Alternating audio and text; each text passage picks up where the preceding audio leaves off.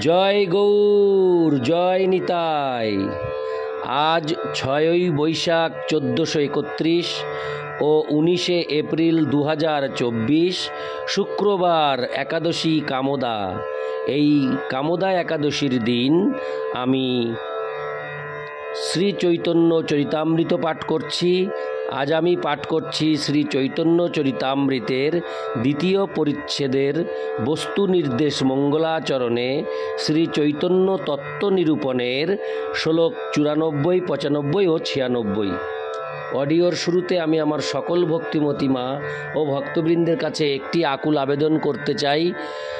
আমার এই ছোট্ট ইউটিউব চ্যানেল অমৃত গ্রন্থকে আপনারা সকলে সাবস্ক্রাইব করবেন এবং প্রত্যেকটি অডিও প্রথম থেকে শেষ পর্যন্ত শ্রবণ করবেন এবং প্রচুর প্রচুর শেয়ার করে সবার কাছে পৌঁছে দেবেন।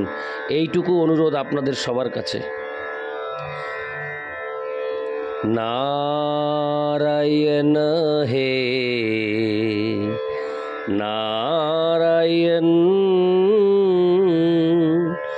ভবভয়হরণম নারায়ণ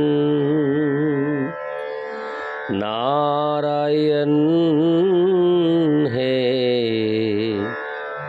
নারায়ণ, ভবভয়হরণম নারায়ণ। শ্লোক 94। কৃষ্ণ এক সর্বাশ্রয়, কৃষ্ণ সর্বধাম, কৃষ্ণের শরীরে সর্ববিশ্বের বিশ্রাম। শ্লোকার্থ: পরমেশ্বর ভগবান শ্রীকৃষ্ণ হচ্ছেন সব কিছুর আশ্রয় ও পরমধাম। সমগ্র বিশ্ব ব্রহ্মাণ্ড তার শরীরে বিশ্রাম করে। ইতি শ্লোক 94। শ্লোক 95। দশমে দশমং লক্ষ্যমাশ্রিতাশ্রয় বিগ্রহম শ্রীকৃষ্ণাখ্যং পরং ধাম জগদ্ধাম নমামি তৎ। অনুবাদ: শ্রীমদ্ ভাগবতের দশম স্কন্ধে দশম তত্ত্বের বর্ণনা করা হয়েছে। এই দশম তত্ত্ব হচ্ছেন সমস্ত আশ্রিতগণের আশ্রয়। বিগ্রহ স্বরূপ পরমেশ্বর ভগবান, তার নাম শ্রীকৃষ্ণ এবং তিনি সমস্ত জগতের পরম ধাম। আমি তার উদ্দেশ্যে আমার সশ্রদ্ধ প্রণতি নিবেদন করি।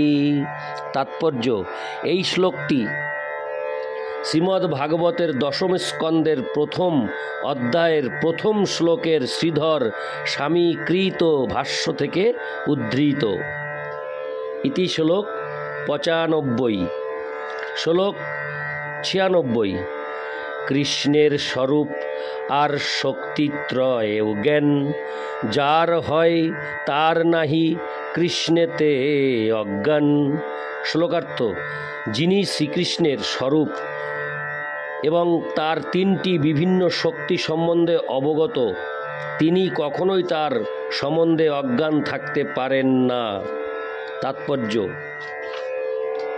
হরে কৃষ্ণ।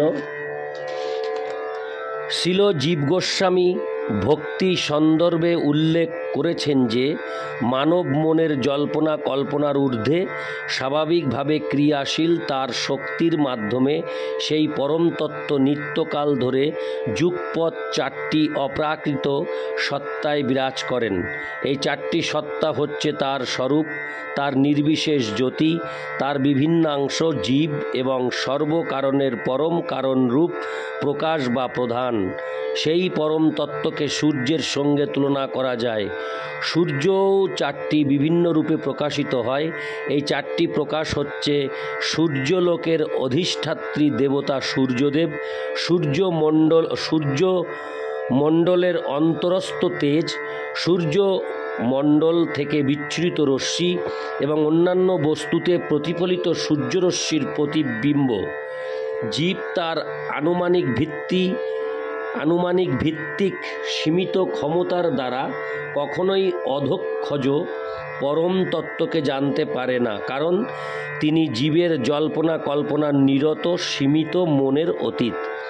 পরম সত্যের অনুসন্ধানে আমরা যদি যথার্থই আন্তরিক হই, তাহলে আমাদের স্বীকার করতেই হবে যে আমাদের ক্ষুদ্র মস্তিষ্কের সীমিত শক্তির তুলনায় তার শক্তি অসীম এবং তা আমাদের চিন্তার অতীত।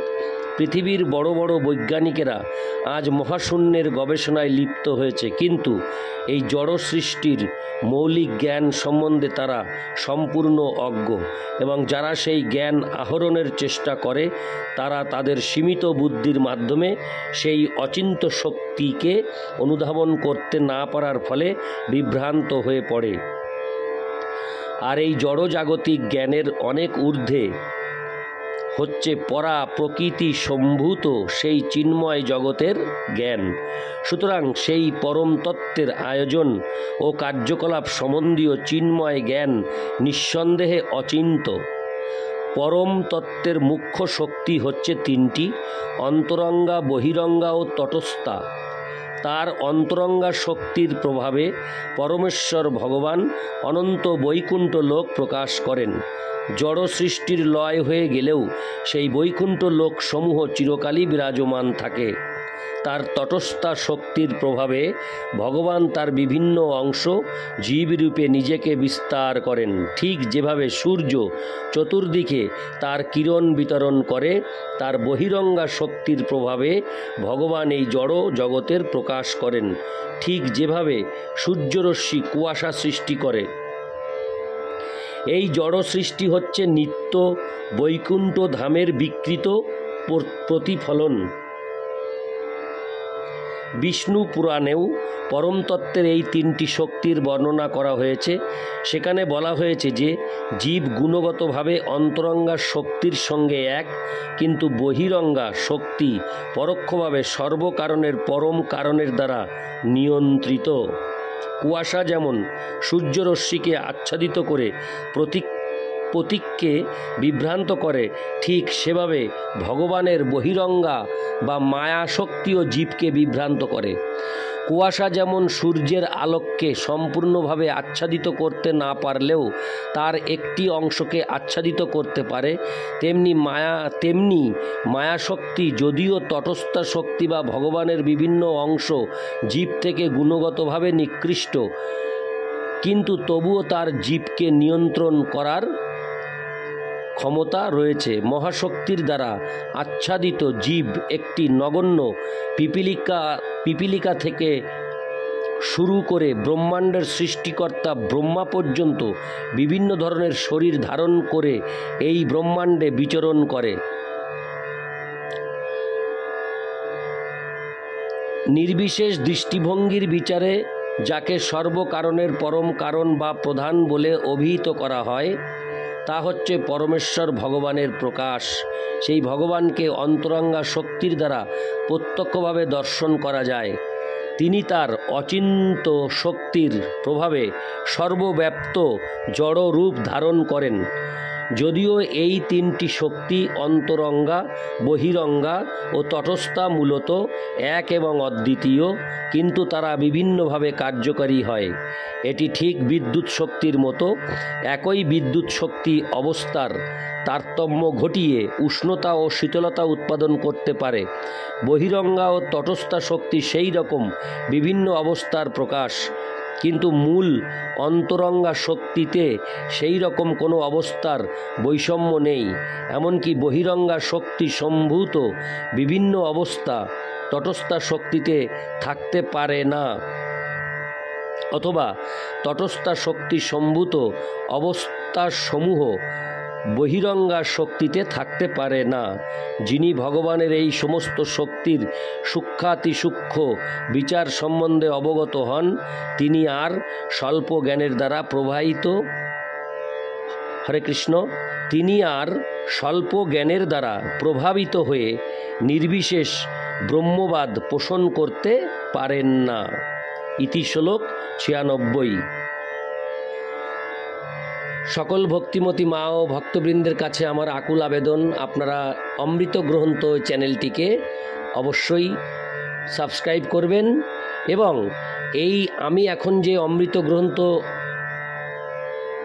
পাঠ করছি শ্রী চৈতন্য চরিতামৃত। এই চৈতন্য চরিতামৃতের আগে আমি, হরে কৃষ্ণ, এই চ্যানেলে আমি শ্রীমদ্ ভগবদ্ গীতা পাঠ করেছি। আপনারা, হরে কৃষ্ণ, আপনারা কৃপাপূর্বক অবশ্যই এই অমৃত গ্রন্থ চ্যানেলের একটু পেছনে গিয়ে দেখলে আপনারা প্রথম থেকে শেষ অবধি শ্রীমদ্ ভগবদ্ গীতা শ্রবণ করতে পারবেন। এইটুকু অনুরোধ, আপনারা সকলেই শ্রীমদ্ ভগবদ্ গীতা এই চ্যানেলের প্রথমে আমি পাঠ করে এখন বর্তমানে শ্রী চৈতন্য চৈতামৃত পাঠ করছি। তাই সকল ভক্তিমতী মা ও ভক্তবৃন্দের কাছে আমার আবেদন, আপনারা একটু নিচেই গিয়ে শ্রীমদ্ ভগবদ্ গীতা শ্রবণও করতে পারেন এই চ্যানেলের মাধ্যম দিয়ে। জয় গৌর, জয় নিতাই। নারায়ণ হে নারায়ণ, ভবভয় হরণম নারায়ণ। হরে কৃষ্ণ।